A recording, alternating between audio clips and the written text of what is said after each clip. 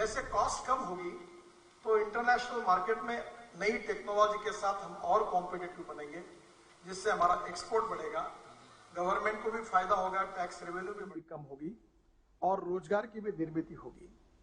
जो नई व्हीकल आएगी वो रोड सेफ्टी के नॉर्म्स पूरे करने के कारण हम जनता का रक्षण भी कर सकेंगे और रॉ मटेरियल में कॉस्ट लो होने के कारण फिनिश प्रोडक्ट जो है उसकी कॉस्ट भी कम होगी। जैसे कॉस्ट कम होगी तो इंटरनेशनल मार्केट में नई टेक्नोलॉजी के साथ हम और कॉम्पिटिटिव बनेंगे, जिससे हमारा एक्सपोर्ट बढ़ेगा, गवर्नमेंट को भी फायदा होगा, टैक्स रेवेन्यू भी बढ़ेगा और रोजगार भी निर्माण होगा। तो निश्चित रूप से ये विन विन पॉलिसी सभी स्टेक होल्डर्स के लिए है। स्क्रैप मटेरियल से जो ऑटोमोबाइल इंडस्ट्री में सस्ते दाम में रॉ मटेरियल प्राप्त होगा, इसके कारण स्वाभाविक रूप से आप सबको पता है कि हम एल्यूमिनियम, कॉपर इंपोर्ट करते हैं और इसलिए जब हमारे देश में ये वेस्ट हमको मेटल वेस्ट मिलेगी तो इसके कारण निश्चित रूप से हमारा इंपोर्ट कम होगा। Copper, aluminium, steel, rubber and plastic निश्चित रूप से ये हमारे लिए उपलब्ध होगा। अगर नियमित रूप से स्क्रैपिंग की जाए तो करीब 99% तक इसकी रिकवरी हो सकती है और जिससे रॉ मटेरियल के कारण रॉ मटेरियल की कॉस्ट में 40% तक कमी आएगी, ऐसा अनुमान है। मुझे विश्वास है कि इससे कंपोनेंट सस्ते बनेंगे और जिसके वजह से इंटरनेशनल मार्केट में कॉम्पिटिटिवनेस हमारा बढ़ेगा और क्वालिटी में भी वृद्धि होगी, जिससे ऑटोमोबाइल का सेल्स भी बढ़ेगा। अनुमान है कि बढ़े हुए सेल्स की वजह से भारत सरकार को जीएसटी में लगभग 30 से 40 हजार करोड़ रुपए का फायदा होगा और स्टेट गवर्नमेंट को उनके जीएसटी में भी करीब 30 से 40 हजार करोड़ रुपए का फायदा होगा। डिपॉजिट सर्टिफिकेट के आधार पर नए वाहन खरीदने के लिए 5% की छूट भी मिलेगी, इसका भी अनुरोध हमने कंपनियों को किया है। रजिस्ट्रेशन फीस और रोड टैक्स में भी भारी छूट मिलेगी जो उस गाड़ी को स्क्रैप करेंगे। गाड़ी की स्क्रैप वैल्यू भी कम से कम 4 से 7% तक आएगी और उसके कारण उसका भी जो इनकम है वो भी निश्चित रूप से इससे मिलेगा। जो डायरेक्ट एम्प्लॉयमेंट इसके कारण मिलने वाली है उसमें scrapping centres, automatic fitness centres, इसकी वजह से करीब 10,000 करोड़ की अतिरिक्त इन्वेस्टमेंट इस क्षेत्र में आएगी और करीब 50,000 लोगों को डायरेक्ट एम्प्लॉयमेंट मिलने की संभावना है। स्क्रैपिंग सेंटर्स में जो मशीनरी और इक्विपमेंट्स लगेंगे उसमें निश्चित रूप से प्राइमरी क्राइटेरिया यही है कि maximum recovery of raw material कैसे हो जाए। बाद में इसको शायद सेग्रीगेट भी करना पड़ेगा, उसकी भी हमने प्लानिंग की है, जिसमें प्लास्टिक, कॉपर, एल्यूमिनियम, इसको सेग्रीगेट करके हम हमारे एंसेलरी इंडस्ट्रीज को दे सकेंगे, जिसके कारण इसका बहुत बड़ा फायदा होगा।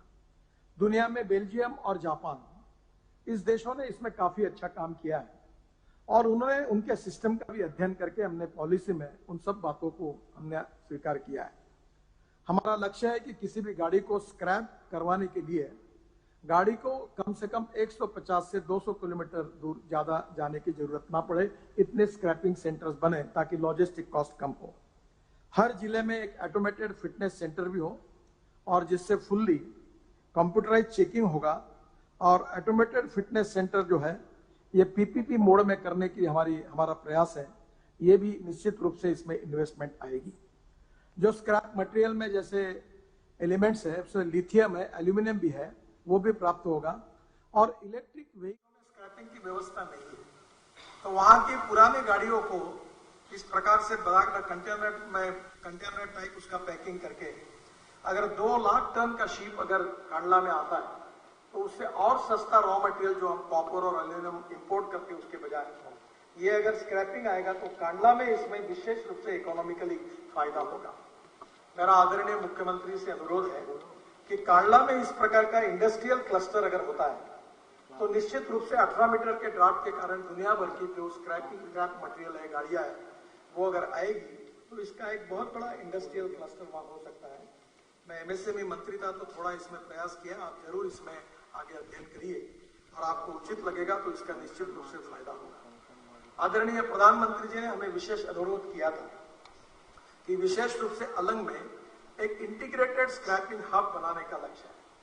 आप सबको पता है कि हमारे जो शिप्स है जो पुराने हो जाते हैं उसका स्क्रैपिंग करने के लिए पूरे बहुत दिनों से, अनेक सालों से वहां आते हैं और ये भी बहुत बड़ा बिजनेस है, रोजगार देने वाला है, देश की वेल्थ को समृद्ध करने वाला है।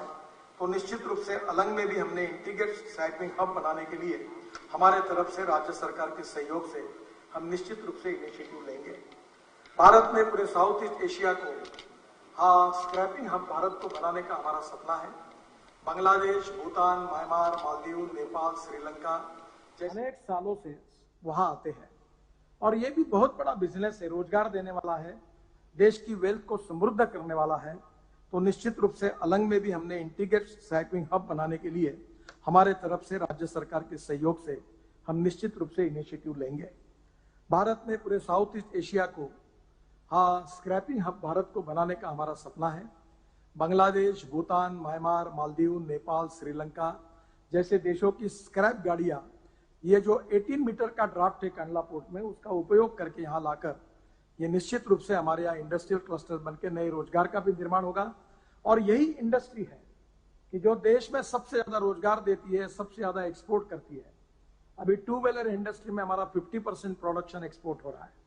तो स्वाभाविक रूप से हम अब ethanol, methanol, biodiesel, bio CNG, electric और ग्रीन हाइड्रोजन, विशेष रूप से प्रधानमंत्री जी ने ग्रीन